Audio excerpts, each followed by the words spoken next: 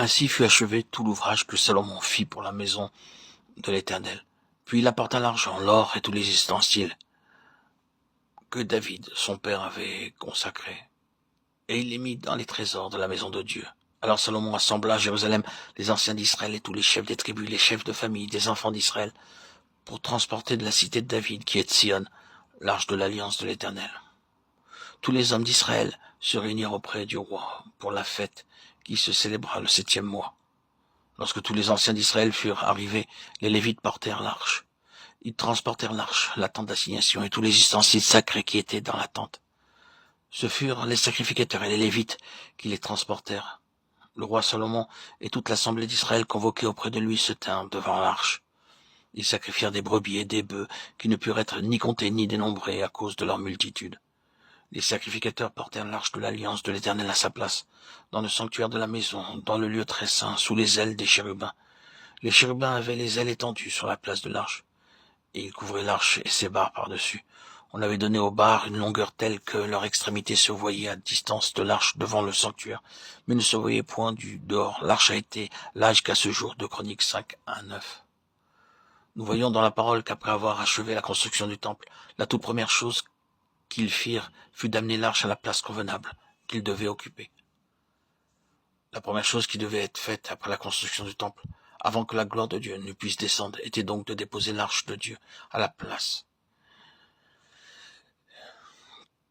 qui lui était destinée.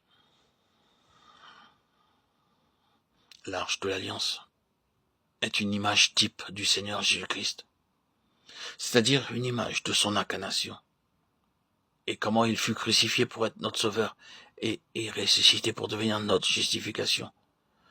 Ainsi, avant d'avoir notre part dans la construction de cet édifice et pour amener la gloire de Dieu, il nous faut d'abord apprendre nous-mêmes à être soumis à sa seigneurie et à sa souveraineté jour après jour.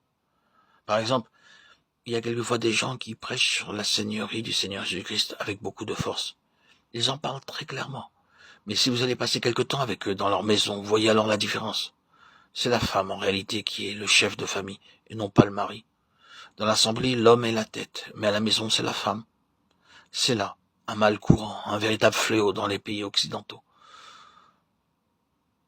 Il y a des femmes qui peuvent parler durant une demi-heure sans arrêt, tandis que le mari est dans le coin, comme un petit agneau silencieux. C'est de l'inconséquence. Ainsi le Seigneur est obligé de nous faire traverser des épreuves, des tentations et des souffrances, afin de nous apprendre à être vraiment soumis à sa seigneurie, individuellement pour commencer, ensuite en tant que famille, et finalement comme assemblée.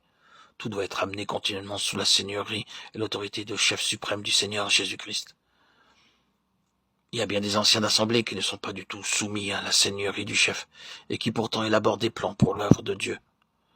Cependant, en vue du ministère de la semaine entière, il est absolument indispensable que les anciens se réunissent, et qu'ils prient à genoux pour demander le plan de Dieu pour le ministère de chaque jour. Autrement, il n'y aura pour résultat que disputes, querelles, animosité, jalousie, et l'honneur, au lieu d'être donné à Dieu, sera donné aux hommes.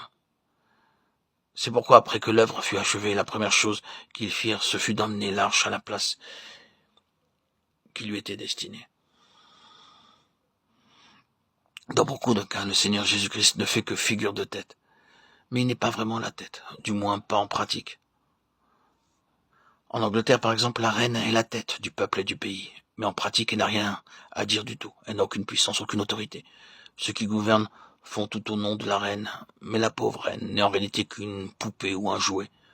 Elle n'a pas de puissance, pas d'autorité.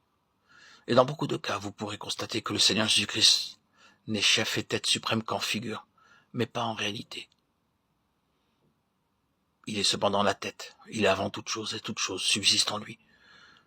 Colossiens 1, 17.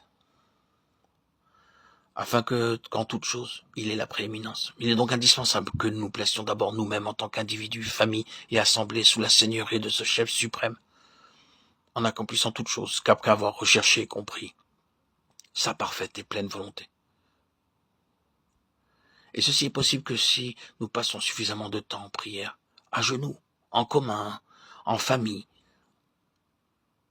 Autrement, vous verrez toutes sortes de pratiques et d'habitudes étrangères qui envahiront le peuple de Dieu.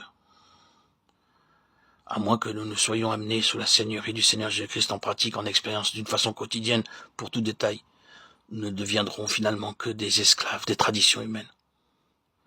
C'est pourquoi quitter simplement une dénomination pour former un groupe nouveau n'apportera pas de gloire à Dieu.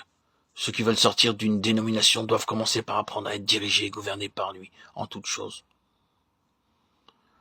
Si nous voulons suivre la parole de Dieu telle qu'elle est, nous ne pouvons pas le faire sans être soumis à la seigneurie du Seigneur Jésus.